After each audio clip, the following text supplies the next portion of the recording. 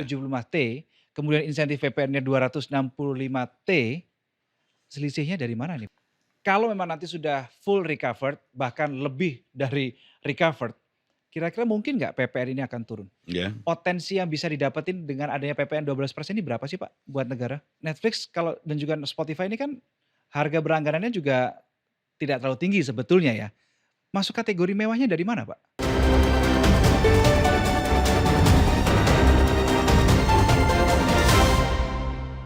Saudara, 1 Januari 2025, tahun baru iya, tapi pajak baru iya juga. Karena seperti yang kita udah dengerin kemarin bahwa pemerintah udah mutusin per 1 Januari 2025 PPN-nya menjadi 12% untuk barang dan jasa tertentu. Nah, detailnya seperti apa soal PPN 12% ini, kenapa sih harus urgent banget dilaksanakan atau diterapkan di Indonesia? Kita langsung tanya saja ke Dirjen Kemenku RI, ada Pak Suryo Utomo sudah hadir di studio SCTV. Pak Suryo, apa kabar? Baik, assalamualaikum, sehat Mas Reno? Sehat, sehat Alhamdulillah. selalu. Pak Suryo, sehat selalu kelihatannya ya? Alhamdulillah, insyaallah sehat. Moga-moga penuh berkah. Iya. Amin, amin, amin, amin. Jadi Pak Suryo, kita langsung aja nggak apa-apa ya? Monggo. Langsung bahas ya. Selain amanat undang-undang, penerapan PPN 12% ini kalau dilihat secara ekonomi, itu urgensinya apa? Emang pemerintah lagi, kalau bahasa anak muda sekarang, lagi BU atau butuh uang banget atau gimana Pak Suryo? Oke, makasih Mas Reno, nih saya sedikit cerita boleh ya? Oh Kita boleh boleh. kita sambil ngobrol sambil berceritalah. Mhm, Bahwa sebelum saya menjawab yang ditanyakan tadi, mungkin saya sedikit agak tarik mundur ke belakang, mhm, bahwa namanya pajak sangat diperlukan untuk mengisi APBN dalam rangka melaksanakan tugas dan fungsi negara. mhm, Itu yang pertama. Kemudian yang kedua bahwa namanya pajak itu dipungut berdasarkan undang-undang. mhm, Karena Undang-Undang Dasar mengatakan demikian. Jadi semuanya dipungut dan diadakan oleh undang-undang. mmm, Nah, mungkin sedikit saya pengen agak mundur juga terkait dengan Undang-Undang Harmonisasi Peraturan Perpajakan atau HPP mhm, yang menjadi landasan pengenaan PPN atas barang dan jasa kena pajak di Indonesia 12% mulai 1 Januari 2025. Jadi saya pengen cerita itu di tahun 2021 sih sebetulnya undang-undang ini didiskusikan dengan DPR pada waktu itu merespon pengaruh dari COVID-19. 2021 berarti masih Covid itu Pak ya? Betul, jadi kalau COVID itu kan tahun 2020 ya, Betul mulainya, 2020 dan kita mengalami situasi yang sangat luar biasa. Kondisi ekonomi hampir bisa dikatakan hampir berhenti. mhm, Kemudian bukan hanya Indonesia, seluruh dunia. seluruh dunia, Jadi seluruh negara dampak ya? COVID itu betul-betul terasa di perekonomian, terasa juga di tempat kami di sisi penerimaan pajak. Mmm, Tapi terlepas dari itu, kenapa kita membuat undang-undang? Ini pertanyaan pada waktu tahun 2021. Ya kami kepingin sebetulnya mendukung pertumbuhan. mhm, Karena setelah COVID seharusnya kita akan bertumbuh lebih kuat lagi. mmm, Kalau kita tidak tumbuh berarti kita nggak bisa lepas dari COVID. Dan alhamdulillah tahun 2021, 2022, 2023 ya. Jadi blessing dari bukan hanya ekonomi tapi termasuk pun juga commodity price yang meningkat, pertumbuhan ekonomi itu bergerak lebih cepat. Nah, di tahun 2021 itulah sebetulnya waktu itu kita duduk dan bicara. Apa yang bisa dilakukan dalam konteks untuk dapat mendorong pemulihan ekonomi. mmm, Makanya kita diskusikan salah satu instrumen yang digunakan adalah bagaimana kita mendudukkan kembali undang-undang perpajakan. mmm, Makanya muncullah undang-undang harmonisasi peraturan perpajakan. Jadi ada beberapa tujuan pada waktu itu yang kita coba lihat.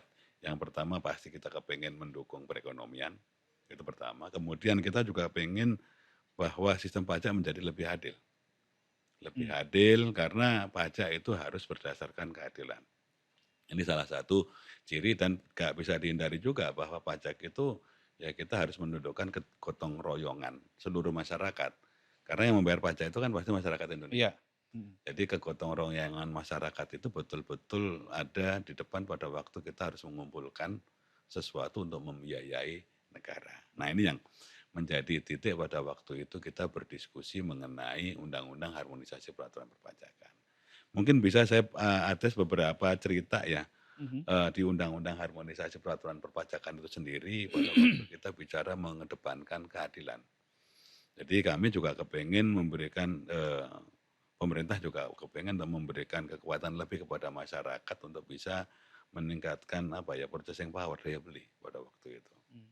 Karena apa, ya kita tahu Covid luar biasa, untuk menggerakkan ekonomi pasti di samping ketersediaan barang dan jasa yang diperlukan, pasti juga adanya daya beli masyarakat. Mmm. Oleh karena itu di beberapa, kesempatan kita berikan insentif, tapi di Undang-Undang Harmonisasi Peraturan Perpajakan itu sendiri, ada di sana kita coba dudukkan, kita atur, bahwa untuk tarif pajak yang 5%, pajak penghasilan orang Mhm. pribadi, tadinya kan lapisan tarifnya sampai dengan 50 juta. Mhm. Nah kita perlebar, jadi kita perlebar menjadi 60 juta, kita nambah sekitar 10 juta lapisan tarif ini dikenakan pajak 5%, yang tadinya 15%. Mmm. Jadi ada 10% yang direduksi untuk dikembalikan kepada masyarakat, supaya masyarakat memiliki kemampuan belanja lebih, kira-kira seperti itu.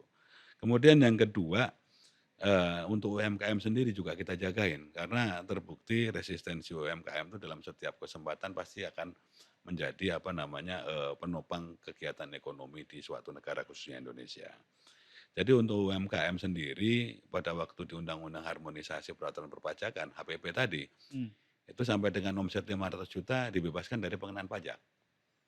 Jadi kalau bahasa sederhananya untuk UMKM yang batasannya 4,8 miliar setahun, sudah diberikan treatment khusus, yaitu pembayaran pajak yang 0,5% pajak penghasilan dari omsetnya.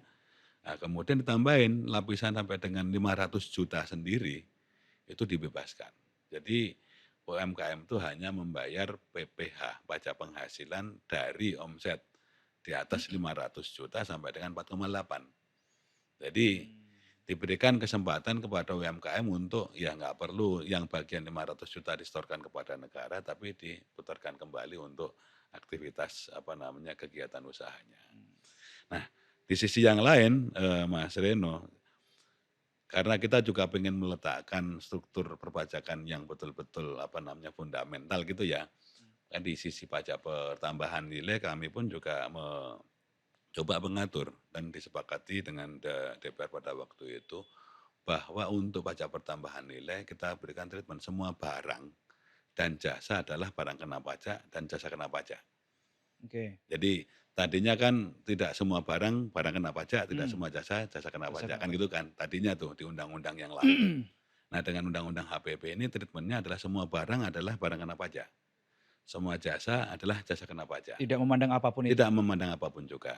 Namun demikian kan itu tuh, kita pemerintah dan DPR sepakat bahwa untuk jenis barang dan jasa tertentu diberikan treatment khusus, Mhm. pengecualian sebagai keberpihakan pemerintah kepada masyarakatnya. Karena ada beberapa jenis barang dan jasa diberikan pembebasan pajak pertambahan nilai. Dan itu ditanggung siapa? Ditanggung oleh pemerintah, masyarakat tidak membayar. Kan Jadi malah jadi beban buat pemerintah juga sebetulnya. kan pemerintah harus hadir, Mmm. terutama untuk beberapa jenis barang dan jasa yang sangat krusial. Contoh Seperti? kata misalnya nih barang kebutuhan pokok kita sehari-hari, Sembako, sembako, bahan makanan ya, bahan makanan. beras, gabah, jagung, kemudian daging, telur, daging ayam, kemudian ya sejenis itulah, termasuk gula Mmm. konsumsi, itu diberikan pembebasan. Jadi kalau dulu memang terhadap barang-barang seperti itu kan nggak kena PPN, zaman Mhm. dulu tuh. Mhm. Nah dengan rezim yang ada di Undang-Undang HPP, semua barang menjadi barang kena pajak, tapi terhadap jenis barang tertentu kita tetap berikan pengecualian, pembebasan tadi. Contoh pun sama seperti jasa kesehatan, Mhm. jasa pendidikan, sama tuh. Kemudian jasa transportasi, kemudian juga ada beberapa pendidikan, kesehatan, transportasi, kemudian ketenaga kerjaan, jasa keuangan, asuransi, kita berikan treatment yang sama, yaitu diberikan pembebasan. Karena apa? Dibutuhkan oleh masyarakat secara umum. Betul. Itu jadi itu adalah bagian dari keberpihakan pemerintah atau negara kepada masyarakatnya. Tapi menjadi beban bagi pemerintah sendiri nggak, Pak? Kalau menjadi beban karena tadi pemerintah tugasnya kan menjaga kesejahteraan masyarakatnya. Ada beberapa cara yang dilakukan, mulai dari bagaimana mengecualikan atau memberikan pembebasan di awal. Karena pemerintah itu sumber penerimaannya kan pasti kan dari pajak, Pasti. penerimaan negara bukan pajak, atau mungkin kalau kurang ya dari pinjaman, kan gitu tuh. Iya. Nah sekarang, cara pemerintah untuk hadir, memberikan perlindungan kepada apa namanya, masyarakatnya kan kalau dalam konteks pajak, satu, membebaskan supaya mereka tidak membayar, Mhm. atau membayar habis itu dibalikkan dengan cara pemberian subsidi. Itu ada Mmm. 2 cara sebetulnya kan. Jadi mereka kita, apa namanya, berikan pembebasan di awal, Mhm. jadi uangnya tidak masuk seperti yang tadi beras, Iya iya. kemudian jagung segala macam, masyarakat tidak perlu membayar dengan tarif yang, sudah terukur tadi. Mhm. Kemudian baru, mereka ya mendapatkan berasnya. Tapi di sisi yang lain terhadap jenis barang kena pajak tertentu mereka membayar. Mmm. Nah, kemudian dengan cara pemberian subsidi, bantuan sosial, bantuan pendidikan, atau alokasi anggaran yang lain, uang pajak tadi dikembalikan kepada masyarakat. Gitu. Jadi uang pajak itu diputer sebetulnya? Diputer dikembalikan lagi kepada masyarakat. Kita ambil karena tadi bahwa prinsip pajak adalah kegotong royongan. Pajak dibayar sesuai dengan kalau kita bicara penghasilan, sesuai dengan penghasilan dari masing-masing. Yang Mhm. berpenghasilan tinggi pasti akan membayar pajak lebih Lebih tinggi tinggi. daripada yang berpenghasilan lebih rendah, kan Mhm. gitu tuh. Mhm. Kalau PPN yang mengkonsumsi lebih banyak terhadap barang yang sama, pasti dia akan membayar lebih banyak daripada yang mengkonsumsi lebih sedikit. Mmm. Pada waktu barangnya yang dikonsumsi sama, harganya sama. Oke. Kecuali kalau barang yang dikonsumsi berbeda. Misalnya contoh kata kalau yang dikonsumsi berbeda itu beras lah. Saya makan beras dari Kerawang kan gitu tuh. Mhm. Kalau Mas Reno makan beras mungkin dari tempat lain yang jauh misalnya. Mhm. Dan harganya mungkin berbeda. Otomatis yang seharusnya kalau sama-sama dikenakan gitu ya, Iya iya. saya membayar lebih sedikit daripada Mas Reno. Tapi kebetulan kalau beras ini selama ini memang tidak Dikenakan. dikenakan. Jadi pemerintah membebaskan PPN yang seharusnya saya bayar dan PPN yang seharusnya Mas Reno bayar atas konsumsi beras itu sendiri. Itu contoh yang paling sederhana. Atau misalnya baju, saya baju harga 100.000 saya pakai, PPN-nya kan kalau 11% berarti kan 11.000 kan gitu Mhm. tuh. Kalau Mas Reno misalnya bajunya 500.000 ya PPN-nya dikalikan 11 berarti sekitar 55.000. Mhm. Jauh lebih tinggi daripada yang saya bayarkan. Kan kira-kira seperti itu. Mhm mhm Itu tergantung sih. Jadi secara prinsip itulah fungsi dari apa namanya keadilan dan fungsi keberpihakan yang ada di Undang-Undang HPP tahun 2021 21. kemarin. Jadi nggak serta-merta sih sebetulnya pemerintah mengubah menjadi 12 enggak. Dan sebagai penyeimbangnya atau secara keseluruhan kita pada waktu nyusun undang-undang karena ada yang kita lepas tadi untuk, bracket sampai dengan 60 juta kita kurangkan ke 5% tarifnya, kemudian untuk, pengusaha UMKM diberikan pengecualian sampai dengan 500 juta, kemudian di sisi yang lain pembebasan atas PPN tadi, apa namanya, diberikan, tapi sebagai penyeimbangnya karena fungsi pajak sebagai kegotong royongan masyarakat, kepada masyarakat yang berpenghasilan tinggi kita kenakan pajak penghasilan dengan tarif 35%. Mmm. 5% lebih tinggi daripada tarif yang sebelumnya. Mmm. Jadi masyarakat-masyarakat yang berpenghasilan tinggi, kontribusinya pasti menjadi lebih tinggi dibanding dengan masyarakat-masyarakat, yang lain. Tapi ada beda treatment nggak sih Pak, PPN 11% dengan PPN 12%? PPN 11% kan kelihatannya semua produk ya, Betul, semua produk. Kalau 12% ini kan yang sampai dengan sejauh ini kan hanya untuk barang-barang tertentu, jasa-jasa tertentu. oke. Kenapa ada beda treatment itu? Nah, ini saya lanjutin tadi ya, ini Mmm. cerita. Jadi dalam undang-undang HPP tadi di samping PPh orang-orang sama PPh orang yang apa namanya berpenghasilan tinggi, Mhm. sebagai penyeimbangnya pun karena kita juga membutuhkan sesuatu untuk meningkatkan kemampuan negara, PPN dinaikkan tarifnya dari 10 di undang-undang yang lama Heeh. menjadi 12% sebetulnya, tapi dilakukan secara bertahap. Ada transisinya Ada berarti? transisi. Jadi PPN yang pertama 11% dinaikkan pada waktu 1 April 2022. Oke. Itu yang kesepakatan kami dengan, pemerintah dengan, Dewan Perwakilan Rakyat pada waktu itu. Karena ya pengen membagilah namanya peningkatan itu di dalam, 2 titik bahasa yang berbeda. Terus kemudian menjadi 12% di 1 Januari paling lambat 2025. Nah inilah Dan Hmm. mulai 1 Januari besok ini sebetulnya PPN berlaku yang 12%. Hmm. Pertanyaan tadi saya coba refer, apakah barang dan jasanya berubah enggak kira-kira yang dikenakan PPN Ya, 11 atau 12%? Kalau saya ya. mungkin boleh mengatakan demikian. Hmm. Karena rezimnya tadi atau pemahamannya bahwa namanya PPN itu dikenakan kepada barang dan jasa, Ya. kecuali yang diberikan pembebasan tadi. Hmm. Jadi secara prinsip pengenaan yang 11 sama 12% sama. Jadi tidak ada Oke. beda yang dikenakan 11% sama 12% secara prinsip. Hmm. Kan gitu tuh. Jadi kalau dulu sepatu kena 11 atau baju dulu kena 11 dengan adanya implementasi tarif di 1 Januari 2025 5. besok sepatu atau baju menjadi 12%. Jadi 12%. naiknya cuma 1%. Bukan Bukan dari naik 0 ke 12%, 12 bukan. ya? Oke. Tadinya 11%, nih baju saya nih misalnya nih, Hmm. tadinya 11% naik menjadi 12. 12%. Jadi Menjadi menjadi, 12%. Oke. bukan naik 12%, 12%. bukan. Nah ini yang Ya. kadang-kadang mohon maaf, ya mungkin mendengar dan memahamkan kadang-kadang suka berbeda. Ada Makanya miss-nya gitu ya? betul, makanya dalam kesempatan ini kami pun juga sampaikan bahwa yang naik itu adalah tarifnya dari 11 menjadi 12. 12%. Naiknya berapa? 1%. Hmm. Kalau kalkulasi sederhana ini Mas ya, Misal kasih saya kasih contoh kalkulasi, real deh ini angka-angkanya deh. harga sepatu saya tuh 1.000.000. Oke. Ya kan, saya bayar pajaknya itu berarti 11% tadinya ya. Hmm. 11 kali 1.000.000 itu berarti kan 110.000. 110.000. Berarti kemarin saya bayar sepatu itu 1.110.000. 110.000. Hmm. Ya. Kemudian naik menjadi 12%. Kan naiknya kan cuma 1. Hmm. 1% kali 1.000.000 berarti 10.000. Berarti jadi 1 Saya juta akan membayar sepatu ini kalau anggap harga sama berarti 1.120.000. 20.000. Naiknya cuma 10.000 untuk harga sepatu 1 juta. Nah, kira-kira seperti itu tuh.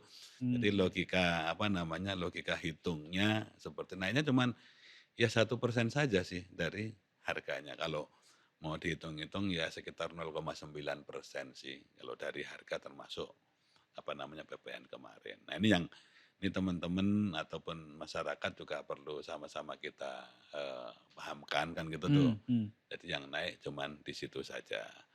Nah, kemudian ada pertanyaan kemarin kan disampaikan oleh Ibu Menteri dan juga Pak Menko Ya. terhadap jenis barang. Tadi ya juga Mas Reno sampaikan kan terhadap jenis barang tertentu yang dikenakan PPN 12% kan gitu tuh. Ya, ya. Nah, saya kembali lagi bahwa sebetulnya dengan bahasa yang tadi karena kita tidak mengubah pengenaan semua barang adalah barang kena pajak, semua jasa adalah jasa kena pajak, kecuali yang diatur khusus tadi, Hmm. pengecualian-pengecualian, termasuk di dalamnya barang kebutuhan pokok. Hmm. Nah, yang kemarin disampaikan contoh kata ada beberapa jenis barang kebutuhan pokok yang dengan dengan pengenaan 1 Januari tersebut tadinya malah nggak dikenakan, Mas. Hmm. Contoh kata beras. Beras dengan pemahaman bahwa beras adalah bahan kebutuhan pokok. Hmm. Kemarin berdasarkan peraturan pemerintah, undang-undang dan peraturan pemerintah, segala jenis beras tidak dikenakan atau bahasanya dibebaskan dari pengenaan PPN. Hmm. Untuk sekarang, beras masih dibebaskan dari pengenaan PPN.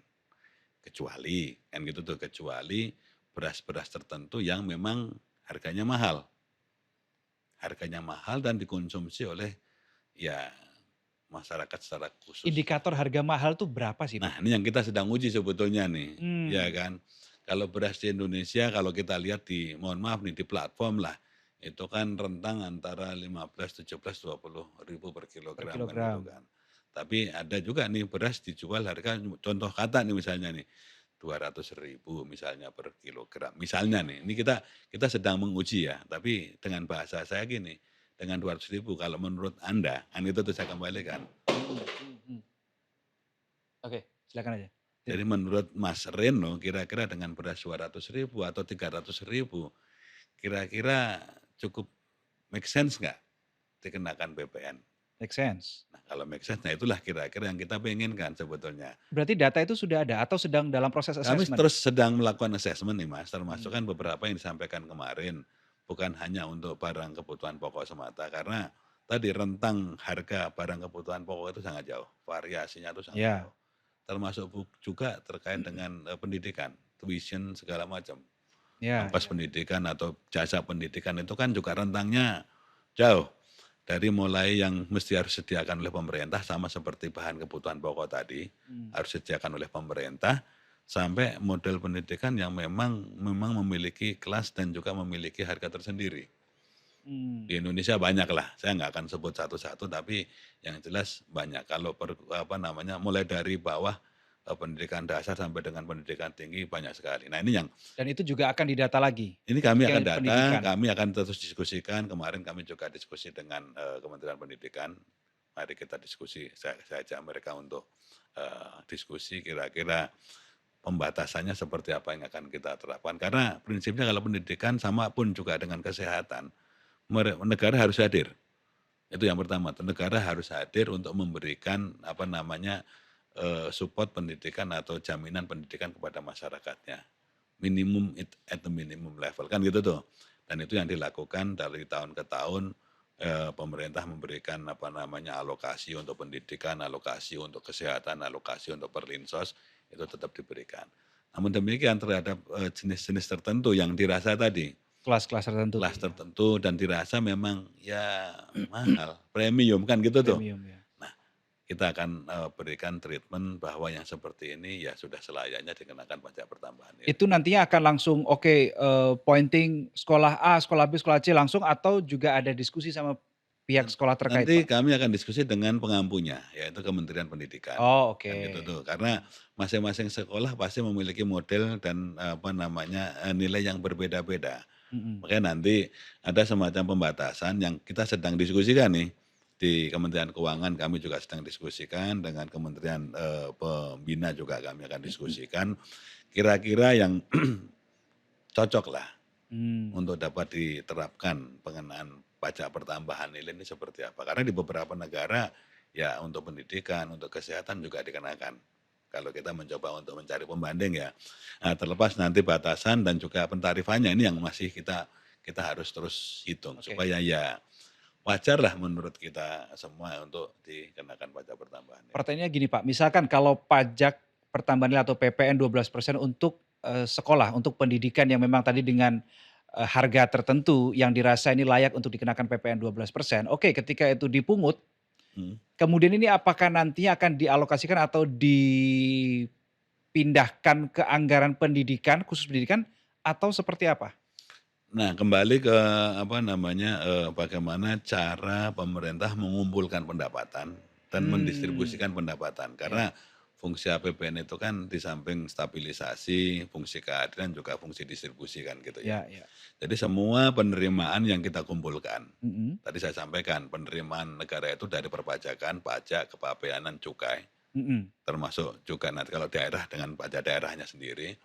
Kemudian di sisi yang lain kita juga PNBP punya royalti sebagai sumber penerimaan negara atau PNBP penerimaan negara bukan pajak yang dikumpulkan di kementerian dan lembaga itu kembali masuk dulu ke APBN secara gedean. oh, di-pool Baru dulu ya? betul, baru Oke, itu yang didistribusikan karena kemana distribusinya itu kan APBN pasti sudah menentukan pada waktu APBN diputuskan. diketok ya, Ya kan diketok di sebelum awal tahun, ya, sudah ada tuh alokasi akan mhm, kemana perginya uang yang ada di APBN tahun depan.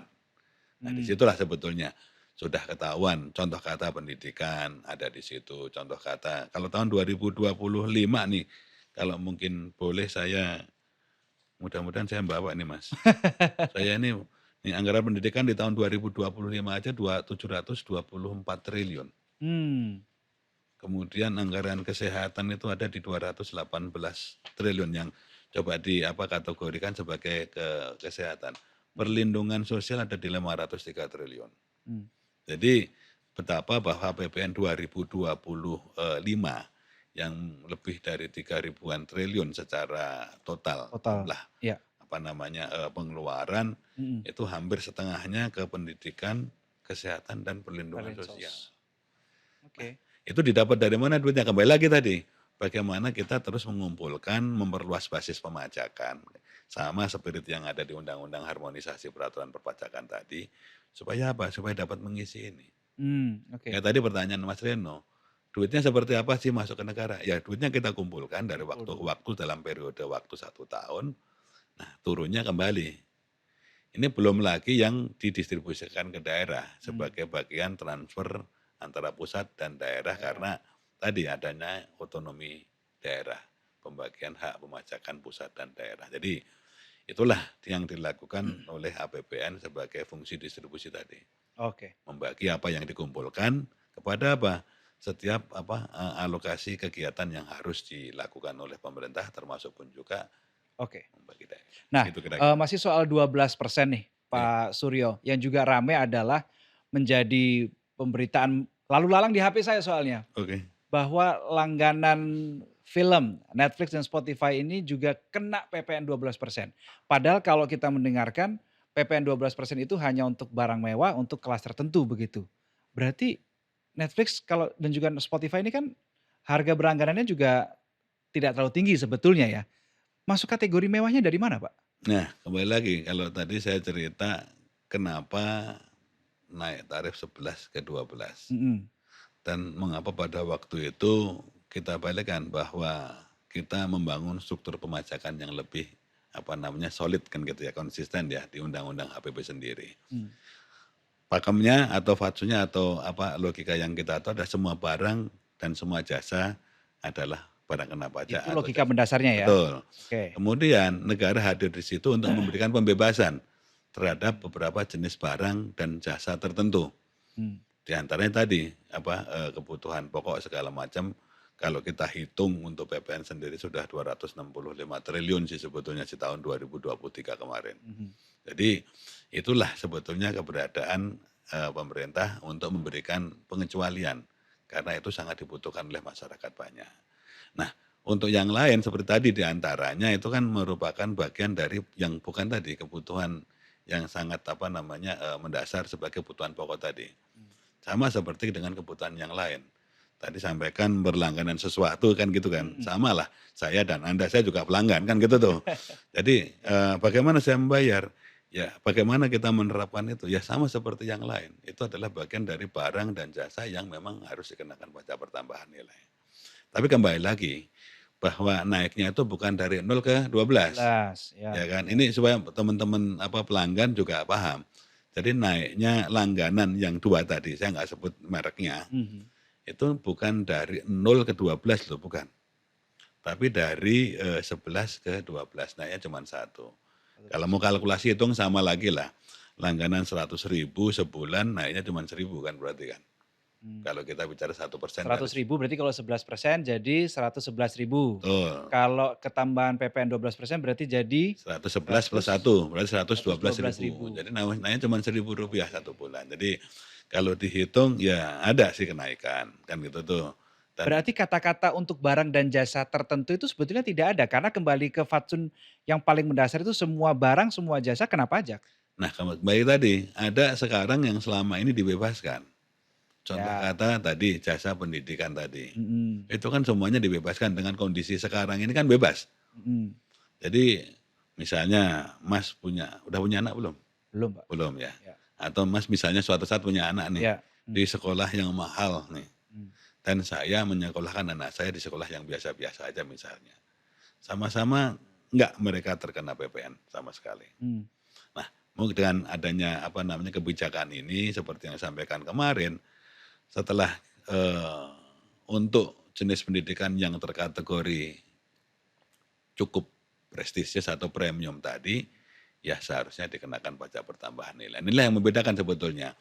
Jadi untuk sekolah-sekolah yang apa namanya, diakses oleh masyarakat kebanyakan kita tetap akan bebaskan, tapi sekolah-sekolah atau jenis makanan tertentu yang diakses oleh masyarakat yang spesifik mungkin ya, itu tapi kita sekali akan lagi berikan angkanya itu masih di ini oh ya, masih batasannya, untuk batasannya ya? batasannya kita Batasannya sedang sekian sampai sekian yang kena, sekian betul sampai sekian yang tidak kena, itu masih di dalam dalam pembahasan? betul, masih kita Oh, bahas, kapan kita kira-kira sedang keluar hasilnya, Pak? ya insya Allah sebelum akhir tahun ini harusnya, karena kan Karena 1 Januari udah mulai berlaku ya? betul. Nah, makanya kan kita diskusi Oh, nih, masalah batasannya, masalah besarannya, kemudian kalau sekolah itu kan punya waktu ya, tahun ya, ajaran kah atau heeh, apakah ini kami belum selesai untuk diskusi ke Tapi itu sana. untuk semua kembali ke pendidikan ya? Itu ke semua tingkatan? Dari TK, SD, SMP, SMA, SMK, kuliah? As much as memang ada yang premium, ada yang normal biasa, ya pasti ya, pasti akan Oh, diberlakukan sama. oke oke. Jadi gitu, Targetnya dari PPN 12% ini kira-kira Pak, asumsinya ya. potensi yang bisa didapetin dengan adanya PPN 12% ini berapa sih Pak buat negara? Total keseluruhan kemarin kalau kalkulasi awal gitu ya, itu sekitar 75-an triliun. 75 triliun. Harapannya tuh 75 triliun kira-kira. Nah, Tapi satu hal, oh iya iya iya iya. satu hal, kita nggak bisa hanya mengatakan bahwa naiknya satu sisi, Mhm, tapi di sisi yang lain kalau kita kembali ke apa yang disampaikan oleh beliau-beliau Bapak Menteri, Ibu Menteri kemarin kan, ya, bahwa satu sisi kita memberlakukan apa yang sudah diatur dalam Undang-Undang HPP, satu sisi. betul, ya. Jadi PPN naik ke 1% ke 12%, tapi di sisi yang lain kan kita tetap menjagain kan, namanya masyarakat dijagain. Kalau kemarin yang beliau sampaikan kan di rumah tangga mendapatkan bantuan bantuan Ya ya ya, pangan. Jadi insentif. sebagai dorongan dan Heeh, penyeimbang supaya masyarakat juga apa namanya dapat terus menjalankan aktivitasnya dengan normal gitu ya, dengan sebaik-baiknya. Di samping pengenaan apa peningkatan PPN di satu sisi, mhm, pemerintah juga memberikan insentif kepada masyarakat dan juga kepada industri. mmm, Jadi insentifnya apa aja yang kemarin kalau Mas ingat dan yang disampaikan ke sana, yang pertama untuk rumah tangga mendapatkan bantuan beras, mmm, kan gitu tuh selama 2 bulan kalau tidak salah saya ingat ya. ya, Kemudian yang kedua untuk beberapa jenis barang tertentu, mmm, beberapa jenis barang tertentu tuh, yang kemarin sempat disampaikan seperti terigu, tepung terigu kan itu kan basis untuk membuat makanan. ya, Itu juga diberikan treatment khusus tuh. Jadi 1% kenaikan tadi ditanggung pemerintah. Jadi masyarakat atau siapapun juga yang ada di apa namanya rantai terigu mereka membayarnya sebelas jadi persen. PPN tetap 12%, Tapi yang satu tapi persen yang satu dibayar persen dibayar pemerintah. pemerintah Betul, subsidinya. Itu betul. berlangsung berapa lama? Itu kalau terigu saya nggak ingat 6 bulan kalau nggak salah ya. 6 bulan ya? Sebentar, saya biar pastiin dulu. Nanti saya double check ya. Saya Siap, nggak mhm mhm. hafal satu-satu. Cuman Oh berarti per item tuh beda-beda Pak, masa berlakunya Pak? ada Terigu beda-beda. beda, Betul. oh oke Jadi oke oke. seperti tepung terigu, kemudian ada gula untuk industri, itu juga Mhm. ada masa waktu. Nanti kita kalau yakinnya nanti kita lihat pada waktu aturannya terbit, regulasi yang Oh menjadi oke. basisnya terbit. Karena ini kita sedang Masih digodok kerja, ya? betul. Mhm, Kira-kira berapa lama akan diberikan, saya lagi nyari ini, mhm catatan mhm saya mhm. kok rada Lari-lari. lari-lari nih. Tapi yang jelas saya sampaikan satu Mhm. mengenai tepung terigu, kemudian gula industri, dan ketika minyak curah. Oh oke, Kan minyak ya. kalau dulu pernah ada namanya minyak kita, nah Minyak itu kita. dia. Itu juga yang dikasih insentif, jadi bagian yang 1% naik tadi ditanggung oleh pemerintah. Di samping itu pun juga Itu yang kemarin Bapokting tadi maksudnya itu ya? Bahan pokok penting itu tadi ya? Bapoteng, betul, Oh oke. bahan pokok penting. Udah tak catat soalnya. Udah ada di situ, Iya. alhamdulillah. Nah, paling enggak biar catatannya sama, gitu. Jadi masyarakat diberikan dan juga kemarin dikasih diskon listrik juga kan, Iya betul, saya lima catat puluh juga tuh. persen kan itu kan, Betul. ada tuh, ada Beras 10 kilogram bantuan beras 10 sosial. kilogram selama 2 bulan kalau nggak salah saya ingat. Betul, Kemudian heeh. BPN TTP untuk itu dan diskon listrik, kan gitu tuh. Mhm mhm mhm. Kemudian untuk yang lain-lain ada beberapa nih kan. Jadi ini kan edisional, selama ini nggak ada.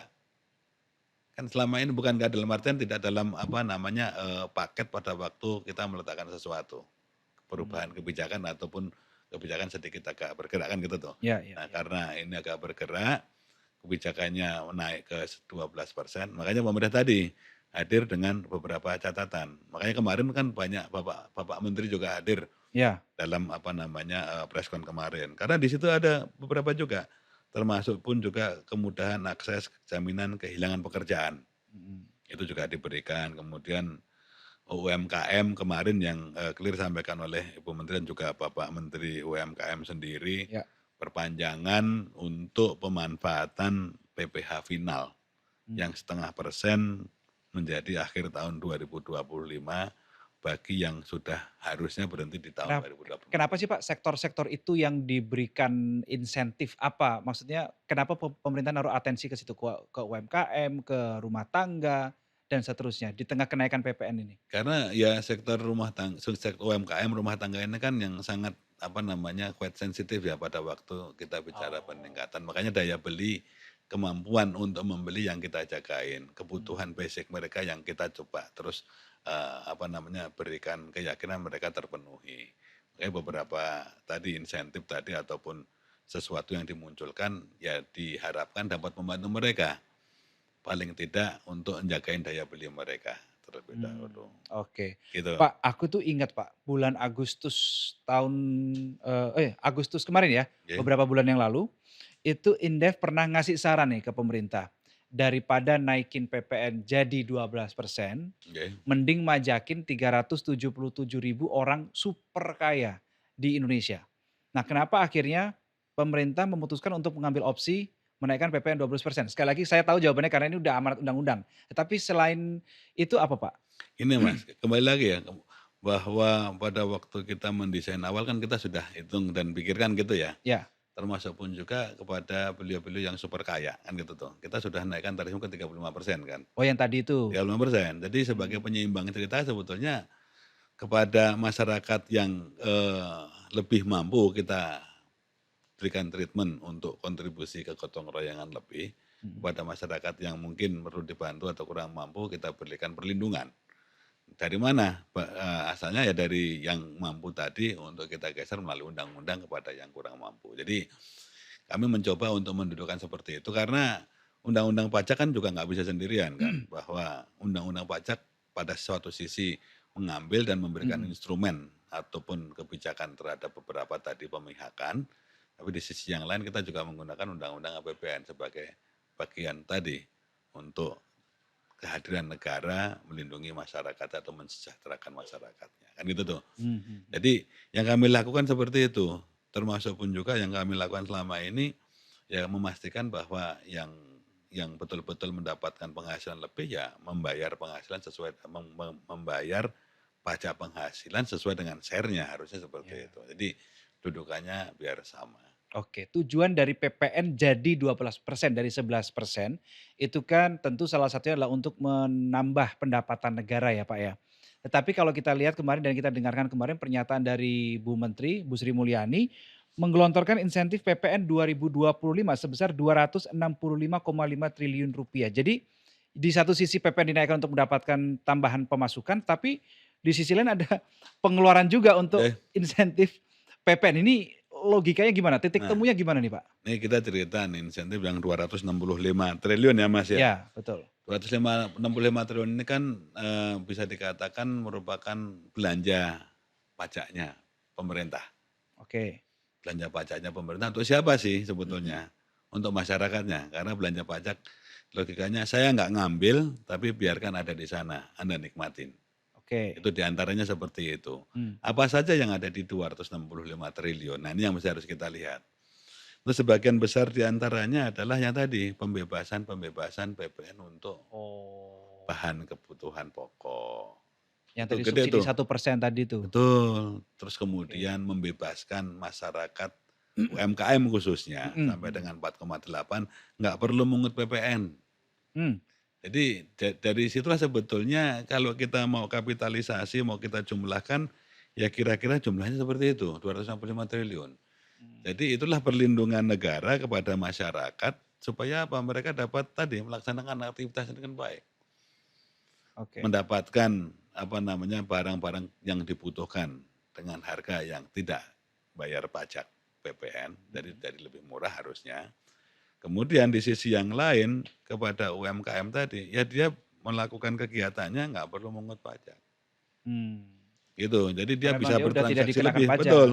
Makanya kemarin kalau kita dudukkan nih Mas, nih, kalau dari nilai ya ini ya, Mmm, ini saya baca lagi nih, saya nggak bisa ngapalin angka.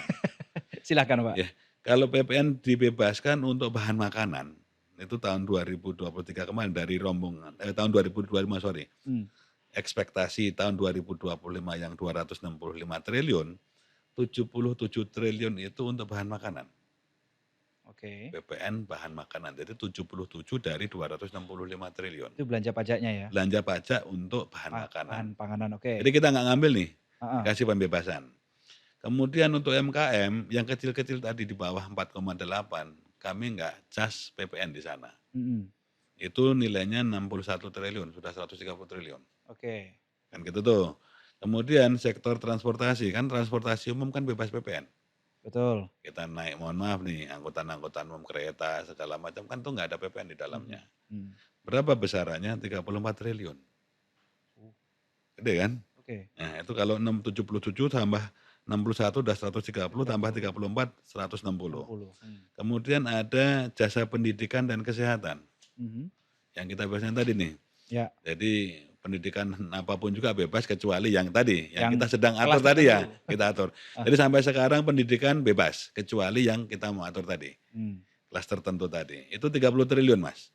160 tambah 30, Nah, 190. 190 kan gitu kan. Mhm. Kemudian ada jasa keuangan dan asuransi, Oh, 27, hampir 30, 28 triliun. mmm. Jadi udah 200 lebih triliun, ada beberapa yang lain sih kecil-kecil expenditure yang lain. Mhm, mhm, mhm. Tapi yang besar itu 5 kelompok itu. Untuk bahan makanan tadi itu Bahan yang paling makanan besar Pak, bahan makanan ya? 77 triliun. 77 triliun. Itu tadi, jadi keberpihakan pemerintah, instead of saya ngambil udahlah nggak usah dipungut pajaknya deh. Dan kalau total kalau kita hitung di konteks tax ratio itu sekitar 1,8 persentase dari GDP itu. Pak, tadi kalau asumsi PPN naik jadi 12%, asumsi pendapatan negara adalah 75 tadi Bapak bilang ya? 75 ya. 75 T, kemudian insentif PPN-nya 265 T, selisihnya dari mana nih Pak? Itulah kehadiran pemerintah, kan kita nggak ngambil. Kalau yang Heeh. ini tadi sebagian kan kita nggak ngambil karena Oh, dibebasin. oke. Jadi kan ya memang kita nggak dapat. Memang tidak dapat di situ? Tidak, pemerintah tidak mengkolek dari yang tadi, beberapa kegiatan tadi. Mmm, Jadi kalau ditanya dapatnya dari mana kurangnya, ya kita nggak kolek sih. Tadi kita kolek dari yang lain. Kan gitu banyak tuh, kantong ya? banyak kantong. Karena yang tadi, semua barang dan jasa adalah barang kena pajak dan Barang jasa kena pajak, kecuali yang memang kita kecualikan. mhm, mhm. Yang kita kecualikan tadi spesifik tadi. Kan Oke. gitu tuh. Jadi dari mana ya tetap kita berupaya tadi terhadap barang yang lain, jasa yang Mhm. lain kalau dalam konteks PPN kan gitu ya. Ya, Kalau sumber yang lain ya dari pajak penghasilan yang jelas. Bagaimana kita mengumpulkan pajak penghasilan, bagaimana kita mengkolek dari tidak hanya karyawan tapi juga pemilik kegiatan usaha yang lain, entah badan maupun orang pribadi. Mereka mmm, juga kontribusi pajak penghasilan. Termasuk pun juga kami mengumpulkan dari pajak bumi dan bangunan untuk beberapa itu juga sektor sektor tertentu. pajak juga Ya, berarti ya? itu yang kita kumpulkan. Jadi termasuk biaya materai. Kami juga Mmm, mengumpulkan. Jadi kalau ditanya duitnya dari mana duit pajak, ya dari PPH, pajak penghasilan, PPN PPN, tadi, kemudian dari biaya materai, dari PBB yang kita terus oke. kumpulkan. Gitu Tapi Mas. khusus dari PPN diharapkan ada di angka 75 triliun dengan Tambahannya, tambahannya? tambahannya. Kalau itu tambahannya aja sih yang 1% tadi. Kalau yang Oh, 11% sekarang kan udah ada sekitar berarti 800. 11% ditambah Satu, 75 T tujuh. itu tadi? Ya, Oh, oke. gitu kira-kira. Jadi Oke. bukan totalnya. Kalau 75 totalnya T. 75, wong APBN-nya aja 3.000. Makanya saya mikirnya, kok jauh? APBN kan 3.000 lebih lah Tiga triliun ribu gitu ya? ya. Ya kami aja di APBN 2025 kan kami harus mengumpulkan sekitar 2.189 triliun. Mmm, mhm, mhm, mhm. Itu 2025. Jadi ya bukan karena itu sih sebetulnya semata, tapi paling tidak kami akan maksimalisasi semua potensi. Makanya menjadi salah satu titik di tahun 2021 kita diskusi undang-undang HPP apa yang memperluas basis pemajakan. Mhm. Kami pengen basis pemajakan itu seluas-luasnya, paling tidak compare dengan beberapa negara yang lain, kira-kira. Oke, baik. Tadi sebenarnya dampak PPN 12% ini ke harga sudah Bapak jawab ya. Iya. Bahkan kita tadi sudah menganalogikan ke harga-harga tertentu. Kalau dampaknya ke inflasi ini kira-kira ada tidak Pak? Kalau ada, pasti ada ya, tapi Mhm. seberapa besar yang mesti Ya, kita ukur. Karena persentasenya. kan namanya PPN itu kan harga yang dibayar konsumen pasti bertambah. Mhm. Jadi akan meningkat nggak? Pasti. Tapi signifikan nggak? Nah ini yang mungkin menjadi pertanyaan. Kalau kalau saya kemarin coba-coba apa namanya, mencoba untuk membandingkan karena naik PPN 1% kan nggak hanya sekarang kan, tahun 2022 kemarin kan juga Naik 1%. kejadian kan naik Ya. 1% kemarin. Jadi seberapa signifikan kalau kami melihatnya sih nggak terlalu signifikan sih Mmm. kemarin. Karena di tahun 2022 naik 1% itu ternyata ekonomi juga bergerak cepat, jumlah pegawai, karyawan yang bekerja di sektor-sektor kegiatan usaha juga bertambah, kan gitu tuh. Dan inflasi juga naik, nggak terlalu tinggi kalau nggak salah saya ingat kemarin, nggak terlalu signifikan Mas, karena ya tadi 0,9 persentase dari total harga secara keseluruhan sih. Tapi jumlah nilai inflasinya saya kebetulan nggak bawa nih, tapi nggak terlalu Nggak terlalu signifikan kalau signifikan ya ya? kalau Masih dalam range aman ya? masih dalam range aman. Oke. Nah tadi Pak Surya sempat menyinggung soal, soal beberapa negara lain. Nah Oke, saya coba baca data oke, dan coba bandingkan angka PPN Indonesia dengan sejumlah negara ASEAN lainnya. betul. Kita nggak muluk-muluk ke negara Eropa lah. Iya, Pak. Kenapa kalau kita melihat negara-negara ASEAN tetangga kita lainnya seperti misal ini saya sebutkan ya, Singapura, Vietnam, Kamboja, Malaysia, Thailand, Laos itu bisa jauh lebih di bawah kita sedangkan kita di angka 12%. Ini sama dengan Filipina kalau tidak salah ya, Pak, ya? Betul, betul. Nah itu kenapa, Pak? Masing-masing negara pasti memiliki Policy. policy dan juga tujuan yang berbeda-beda kan gitu tuh. Ya, Kalau kita lihat memang betul dari beberapa negara tadi memang ada pembeda ya antara satu negara dengan negara lain.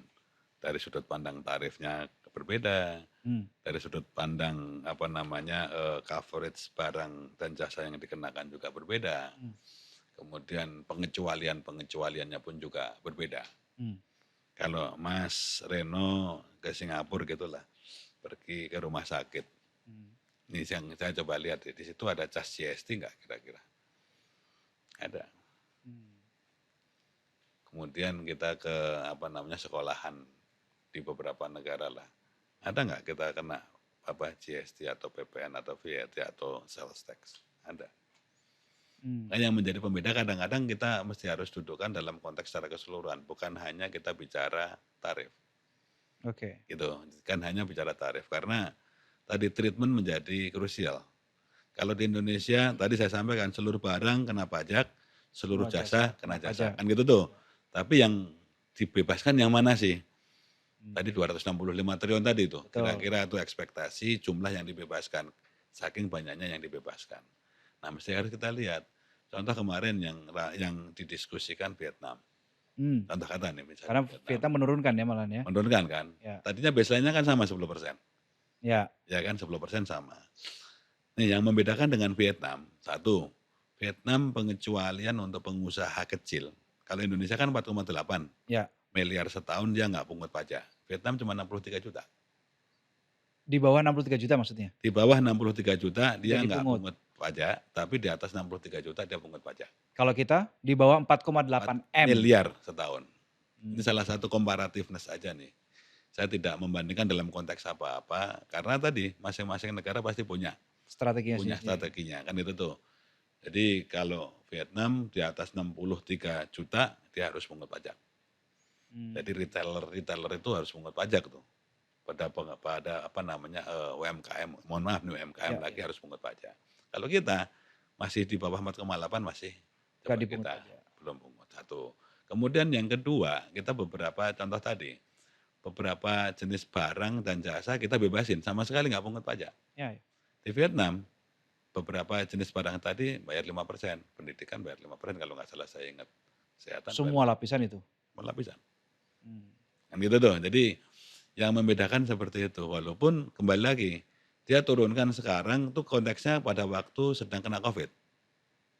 oke. Jadi Vietnam menurunkan menjadi 8, kalau tidak salah ya, 98. Itu pada waktu mereka pengen mendorong daya beli masyarakat. Mmm, Pada waktu COVID, mulai tahun 2022. Sebetulnya 2024 ini selesai diperpanjang ke setengah tahun 2025. Jadi kami coba melihat aja sih, apa sih pembeda antara kita dengan mereka.